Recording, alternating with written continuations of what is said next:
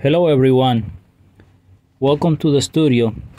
Don't forget to subscribe and give it a like and leave your comments down below. Today I'm gonna be painting this beautiful model called Halloween Bloody Foot by an artist called Freak Art 3D. You can find it in Creality Cloud. He put this model in the painting competition for October. Please show him some support, and I'll leave links for his stuff down on the bottom in the description. Thank you, and let's get painting. First thing that you do after you remove it out of the printer, remove the supports. If you have any gaps or minor imperfections, that's the time to use a filler. I use some filler, and after that we're gonna give it some sanding and make it ready for primer.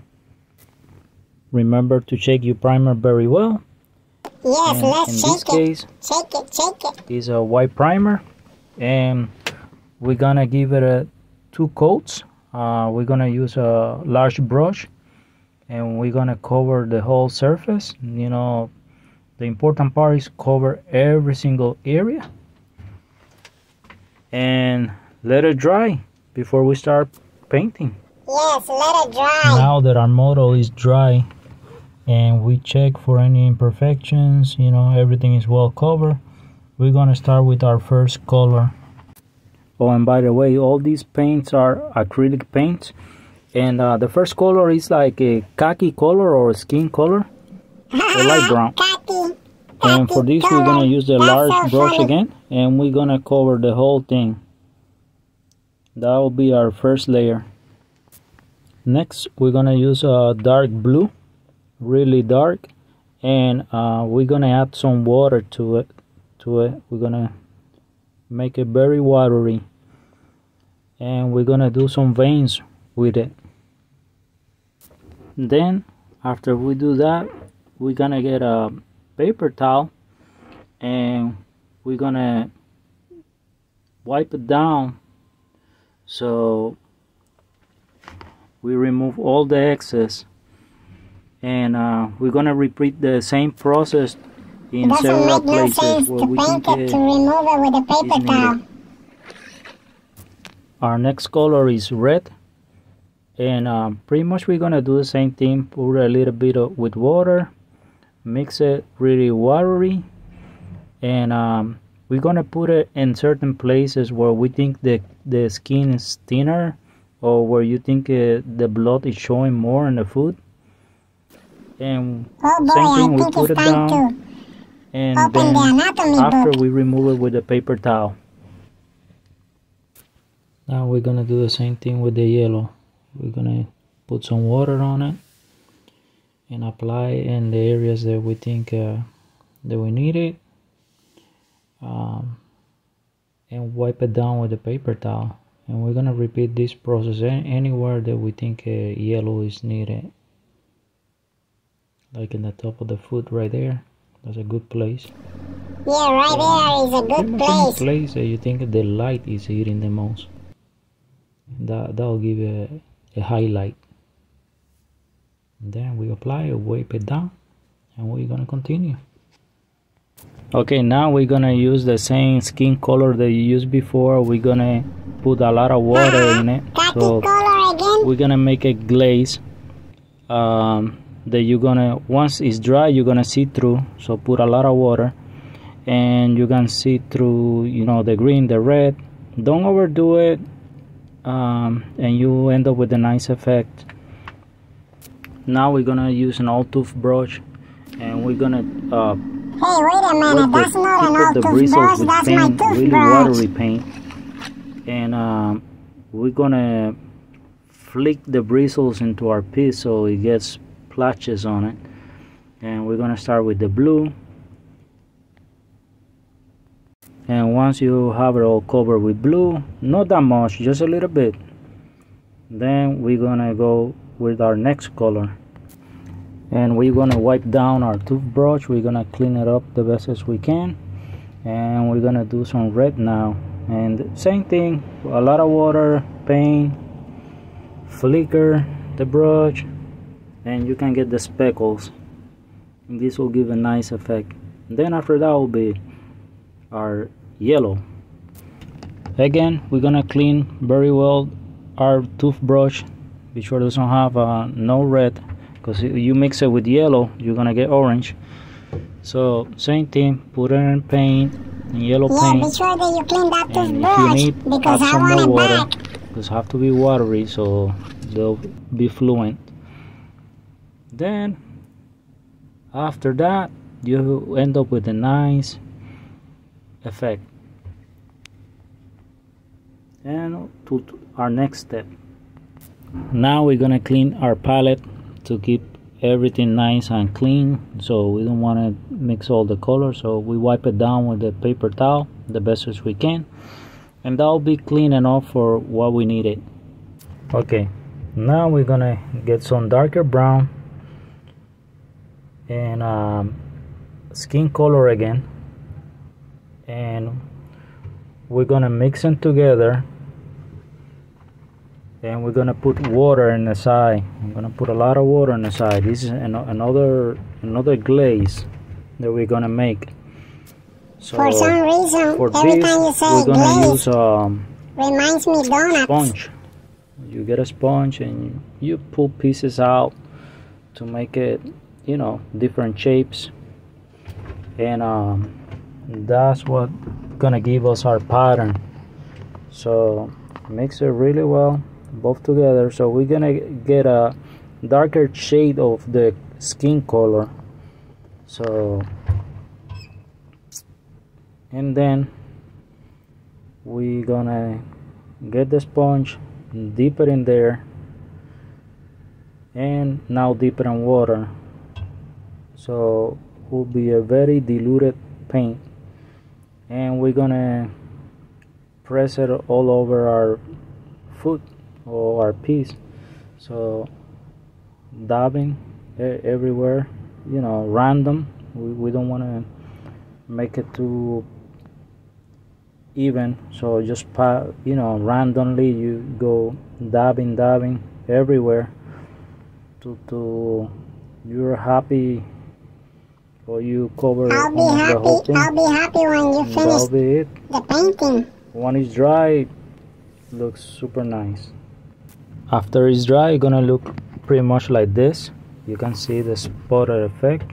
Now we're gonna use some mustard color, and this we're gonna use it for the nails. I know you're gonna use it for some hot We're gonna dogs. use a fine brush, and we're gonna do the nails. These will be our base layer for the nails, and we're gonna do all of them. Yeah, just like this. Now we're gonna use some white, and we're gonna do all the bones. Everything that is bone, we're gonna do it white. And we're gonna do the top part too, these two bones in there.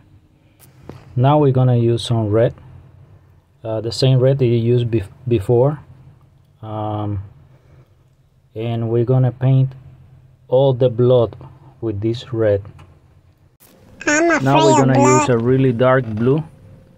This will be our second layer for the blood, and we're gonna put it to create some depth where we put the red. So we'll make it deeper, and we'll make it more believable. Do not overdo it. Just a little bit goes a long way. This just, like I say, to create another dimension. And around your bone, you don't have to be that tidy or that neat. If some get into the white of your bone, that's fine. It's perfect, no problem at all. You don't have to retouch your bone, because remember, this is a severed foot, so have to be some blood splashes. And take your time, and it's a nice look. Look at this, beautiful. And we are done with that layer. Now we're gonna use some yellow for the highlights. This will be the highlights in the darker parts of the blood. just gonna put a little tiny dots, lines, squiggly lines, whatever you want to do, just random, and make them small and put them everywhere that you put the dark blood in it. So because this is the highlights, this to create visual interest. So yeah, we're gonna do that everywhere that we have some blood. And this is part of our final layer. So yeah, even the tiny little toe right there. If you put too much, don't worry, we'll fix it later. And after that, we're gonna put some white highlights, same areas, you know, not on top of each other, but same scenario, tiny lines, same thing. We just want to create visual interest, some highlights. Doesn't have to be perfect. And that'll be it. That's the final layer for the blood. Oh boy, so many colors. And now we're gonna paint the marrow part of the bone. So we're gonna use the same mix of dark blue and red, and we're gonna stipple and make a, you know, leave a white margin on top, and that will give us a nice illusion there is a marrow in that bone. Yeah, and that's it. Do it to the little one too. We Hey, don't have wait a to do minute, it what are you with the toe talking because about? the toe is not a cut, it's just a clean bone. So that's it. This is the result. Now we're gonna use some brown to put around the nails, so we can see them better and give it all the grime and the dirt. They actually get caught in the corners. We do that with all the Oh wow, toes. look exactly like you told me. Now we're gonna use a regular yellow, and we're gonna put a little highlight on top of the nail. Yeah, we're gonna do it in all the nails too. And you don't have to cover the whole thing, just the top area, just a little bit. And once we do that, we're gonna do it white. We're gonna put a little bit of white. That'll be our main highlight of the nail. And just a little bit, almost dry brush it. We don't want it too wet. You want it semi-transparent, so you can see underneath the nail. And pretty much after you do that, the result pretty much will look like this. And now we're gonna use some pink, and this will be for the skin color, inside skin, where the tear of the flesh is. That's the color of the inside flesh. We're gonna use this pink, and we're gonna do it wherever we think is a open wound, or you know, or inside of the flesh. I don't even know how to explain it. And once you put this pink in every single edge, you're pretty much done. You can leave it like that, or you can follow the extra steps that I'm gonna be doing in this one.